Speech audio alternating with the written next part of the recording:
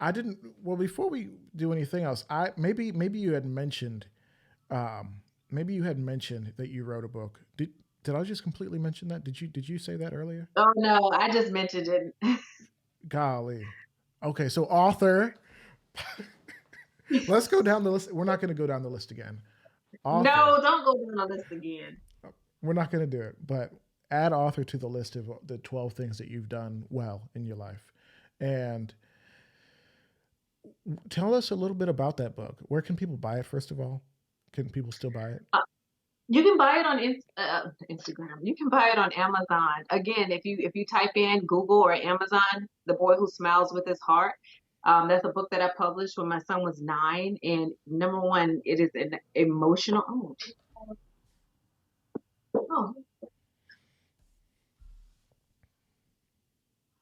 So this is my son when he was 9, and it's called "The Boy Who Smiles with His Heart: A Möbius Syndrome Story." And it's not too long.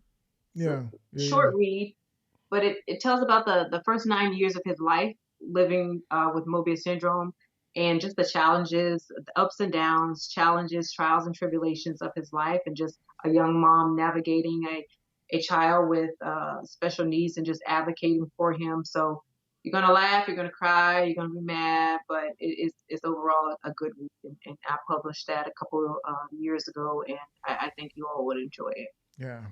Randy Brooks with the is there anything that KiOwana doesn't do? I think the answer is no. I think the list is shorter on one side than the other. But um, yeah, that's awesome. Thank you for sharing that with us. And I know I imagine it was perhaps cathartic for you having raised a child with not like the traditional special needs where it's some sort of intellectual disability or something that is limiting his has it limited his mobility in regards to his movement, or is it just a face? Well, when he was born, he was born with clubbed feet. So he had surgery when he was 1 to break and then correct them, and then the same surgery at 2 to break and correct them. So Yeah. at a very young age, he was casted. Um, we had braces, and then when he was 3 years old, I was at work one day and I got a call that he had choked in daycare on a pretzel, and he was rushed to the hospital. He was trached, and he was trached for in the hospital for 4 months, and he was trached for 3 years. Wow, that is Yes, intense. And I assume all that's in the book. it is. But and throughout it all, my Caleb, my son's name is Caleb.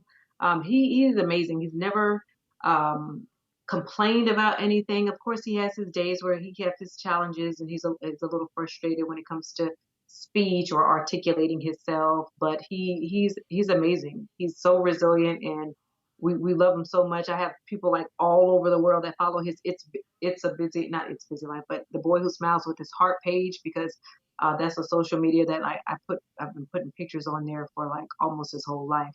Wow, But just people all over the world who are like, I know you, but I don't know you. You know how we have it's a like real that social media, the parasocial. auntie Yeah, or uncle or friend. So yes, he's amazing. He's amazing. yeah. Well, thank you so much for sharing that. As a parent of young kids, you're often faced.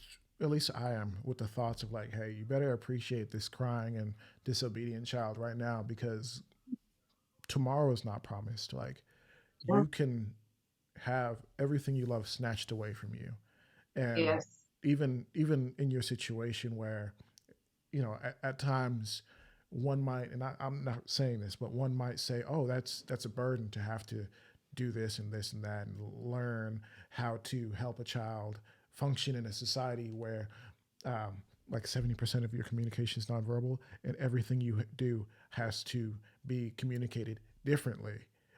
So that's a big deal. I mean, and even for me, I've worked in special needs for a long time in regards to like IDDs and autism and whatnot, and even some emotional issues. So just to understand, like, hey, like this is even different than that. And this is hard. So I respect you, and I'm thankful that you had the courage to share the story. What would you say that writing the story was at all cathartic for you? I don't know what kind of emotional toll it would have had on you. I have no idea. It was rough writing it. When I tell you I edited so, and it's a short read, but I went through so much editing because I was like, what about this? And what about this? And what about that? And it was an emotional roller coaster because I had to like go back and remember some of those things. And then like I would write it out and then I would just kind of like sometimes burst into tears because I'm like, I remember when the doctor told me that he should get a G tube, or I remember when the doctor told me that he would never walk, and he would never talk, and he would never do these things. So you have to relive moments. So it was pretty emotional. I'm still trying to decide if I'm going to write the boy who smiles with his heart part two since he's been that one was up to the age of 9 and he's 18 now. So do I want to do 10 through 18 right now? I'm still trying to decide it. Yeah, now that is obviously that's a different beast having to consider the just all the emotions that you'll have to go through and remembering all of that. I don't know how much you journal. I assume there's some just because you're just so industrious. I don't know how you would survive not journaling, but I don't know. I don't know. But hey, DJ Play Nice, thank you for posting that link to the book. I'll y'all please remind me.